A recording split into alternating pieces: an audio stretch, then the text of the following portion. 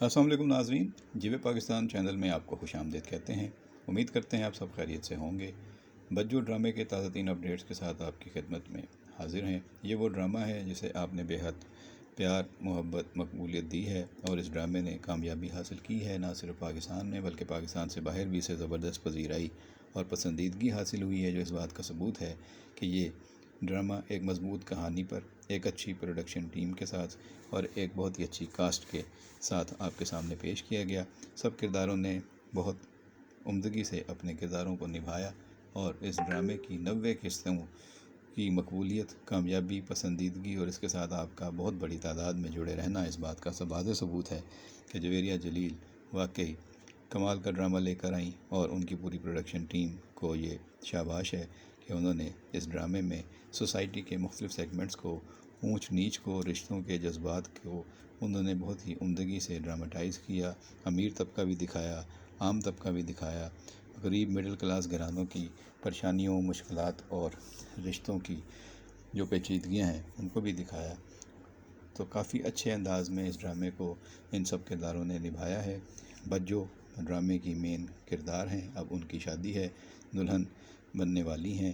پہلے بھی دلہن بنتے بنتے رہ گئی تھیں، لیکن اس گھر میں سب کی شادیاں ہو گئیں، صرف بجو ہی رہ گئی تھی۔ تو مسرت جہاں کی اب شادی کی تیاریاں خود اس کی بہن بشریٰ کر رہی ہے، اور اس نے کہا ہے کہ ہم سارے سوٹس ڈیزائنرز لیں گے، ورنہ اماں تو پرانا صندوق کھول کر بیٹھ جائیں گی۔ اور بجو کو بھی یہی شکایت تھی کہ اس گھر میں جب بھی کوئی شادی ہوتی ہے تو اماں اپنے جہیز کا پرانا صندوق کھول کے بیٹھ جاتی ہیں، اور پرانے گلے سڑے کپڑے نکال کے ہمیں دکھاتی ہیں۔ اب دور بدل گیا ہے۔ بشریٰ کہتی ہے ہاں ٹھیک ہے اماں، ہم دردانہ جی کے سارے سوٹ لیں گے اور ان سے بنوائیں گے بجو کے لیے سارے کچھ نئے نئے کپڑے۔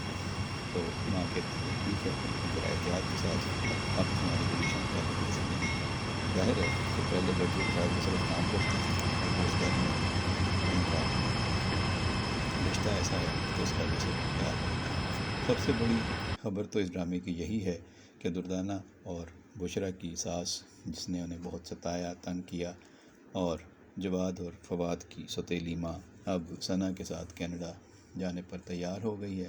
تینوں بہن بھائیوں نے یہ نتیجہ اخذ کیا کہ جو کچھ ہونا تھا ہو چکا۔ اب وہ اس فیصلے پر پہنچے کہ ہماری سوتیلی ماں ہی صحیح، لیکن اس کو ریلیکسیشن کی ضرورت ہے۔ ساری عمر انہوں نے ہمارے لیے وقف کی، اپنی اولاد کو اپنا وقت دیا، اپنی جوانی اور اپنا قیمتی زندگی کا حصہ ہماری پرورش اور دیکھ بھال پر گزار دیا۔ اب ان کو آرام چاہیے، ان کو کینیڈا بھیجا جائے تاکہ وہ کچھ عرصہ وہاں سکون کی زندگی گزار سکیں۔ یہ بات جب بجو کو پتہ چلی، مسرت جہاں کو، تو وہ اس پر بھی باتیں کرنے سے باز نہ آئی، اور اس نے اپنی ماں اور بشریٰ کے سامنے کہہ دیا کہ کینیڈا تو ایسے چلی گئی ہیں جیسے وہاں جا کر ان کے گناہ معاف ہو جائیں گے۔ انہوں نے جو کچھ کیا ہے وہ تو ان کے سامنے آئے گا، اور رائتہ پھیلا کر اب بڑی مظلوم بن رہی ہیں۔ سارا کیا دھرا تو انہی کا ہے۔ بشریٰ اور اس کی ماں ان کو روکتی ہے بجو کو کہ اب اس طرح کی باتیں نہیں کرتے، لیکن مسرت جہاں نے آج تک کسی کی سنی ہے جو اب سنے گی۔ اب اس کی شادی کی تیاریاں ہو رہی ہیں، دلبر بارات لے کر آنے والا ہے۔ اس کی ماں کہتی ہے 500 لوگ بارات میں لے کر جاؤں گی۔ دلبر کہتا ہے کچھ اللہ کا خوف کریں، اگر اتنے لوگ بارات میں لے کر جائیں گی تو پھر ولیمے میں کتنے لوگوں کو بلائیں گی؟ اس نے کہا ولیمے میں زیادہ لوگوں کو جمع کرنے کی ضرورت نہیں ہے۔ تو اب بارات تو جانی ہے، دلبر لے کے جائے گا، لیکن کیا واقعتاً یہ شادی ہو جائے گی دلبر کی اور مسرت جہاں کی؟ اور اگر ہو جائے گی تو پھر ماریہ کا کیا ہوگا؟ اور اگر یہ شادی نہیں ہوگی تو ماریہ اور دلبر کی شادی ہو سکے گی؟ اور اگر